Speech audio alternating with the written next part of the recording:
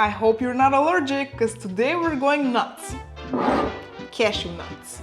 These little guys don't have a lot of flavor on their own, but today they're getting their 5 minutes in the spotlight, or however long this video takes. We'll be making a creamy cashew pasta with smoked tofu, a vegan cream cheese / mozzarella, and a very chocolatey cashew spread. Let's go! I love efficiency, so we'll start by soaking the cashews for all 3 recipes. I'm using 200 grams of raw cashews per recipe, and I'll let them soak in boiling water for about half an hour. You can soak them for longer, but for the purpose of today's recipes, half an hour is enough. While the cashews are soaking, we'll prepare the pasta and marinate the tofu.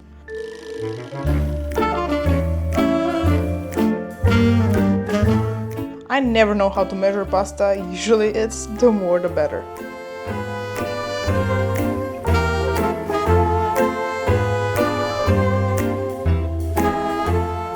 You can use white tofu as well, but smoked tofu tastes much better in this dish.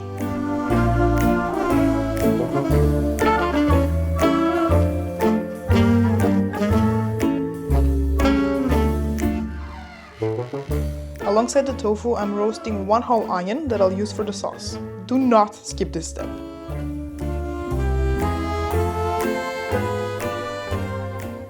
On to marinating. Add a generous amount of olive oil so the spices can stick to the tofu. As for the spices, I'm going for chili powder, onion powder, black pepper, ground cumin, chili flakes, garlic powder, and some salt to taste. Oh yeah, also some dried herb mix. Make sure to mix it well so the tofu is evenly coated. Transfer to a baking tray lined with parchment paper and bake at 200 degrees Celsius for about 20 minutes.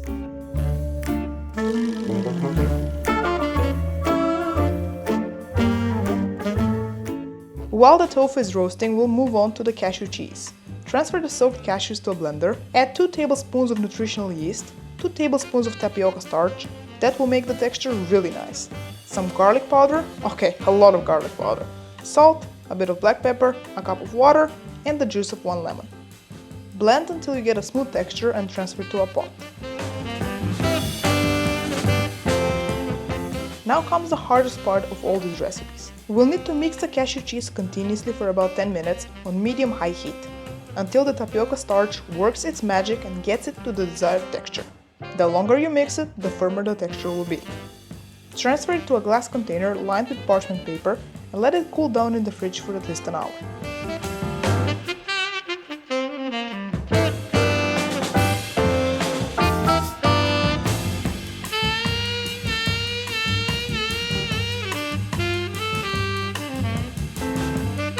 Once the tofu is done and the onion is roasted, we can make the pasta sauce. Add the onion to the blender, the soaked cashews, black pepper and cumin, salt, a bit of nutmeg, a cup of the pasta water, some oat milk and 2 tablespoons of nutritional yeast.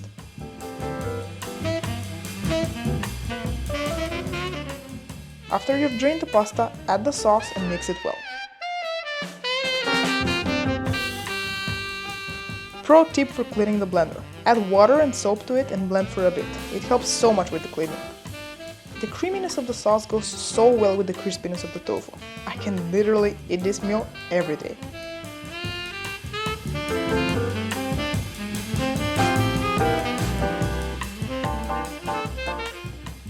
Look at this beauty. I feel kind of weird doing a taste test now because I've literally made this meal like at least 20 times in the past few months, and I know exactly how it tastes and I know that it's amazing, but let's do this for you.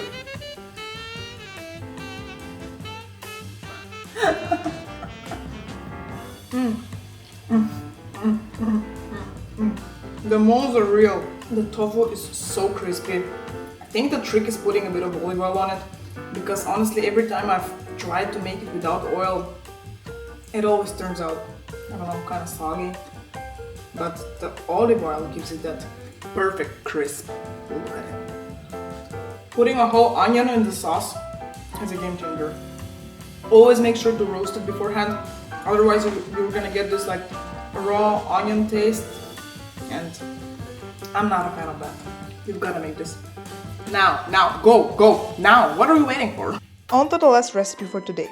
We'll start by melting dark chocolate. I'm using the darkest one I could find. It's so dark that it comes with important tasting advice.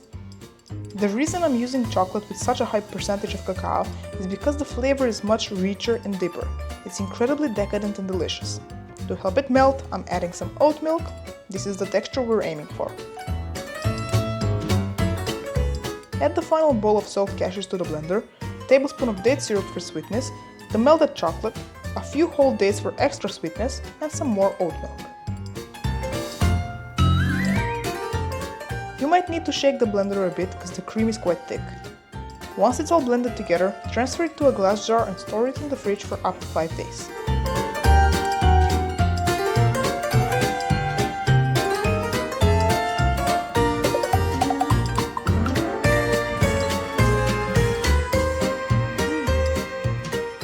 I gotta be honest, I've never made this before.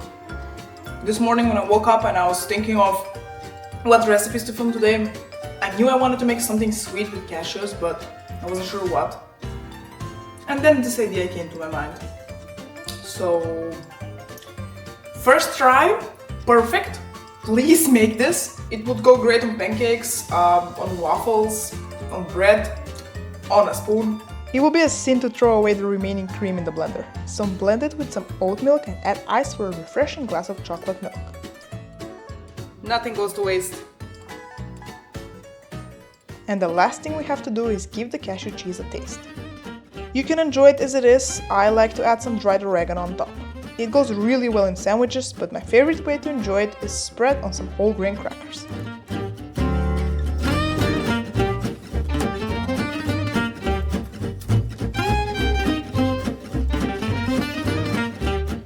I've never actually eaten non-vegan mozzarella. I went vegan when I was 15. We didn't really have mozzarella in Macedonia at that time. So I don't have a reference point, but honestly I don't even have to call it mozzarella. I don't even have to call it cream cheese. I don't know. It's a cashew thingy. It's a cashew delicacy. And the best part of cooking is getting to share all the delicious food with others. I packed up everything, hopped on a bike and went for a picnic with a friend.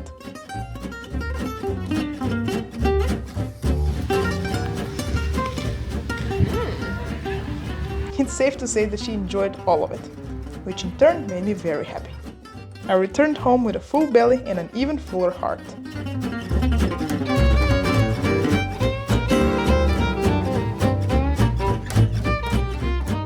And I made sure to give the garden some love. And water. Mostly water. You're gonna love me if you end up making any of these recipes. I'm serious. Come back later and let me know how it went down in the comments. I'll be expecting you. Thanks so much for watching. Go check out this video next. I'll see you in the next one. Adios! I can't stop eating this.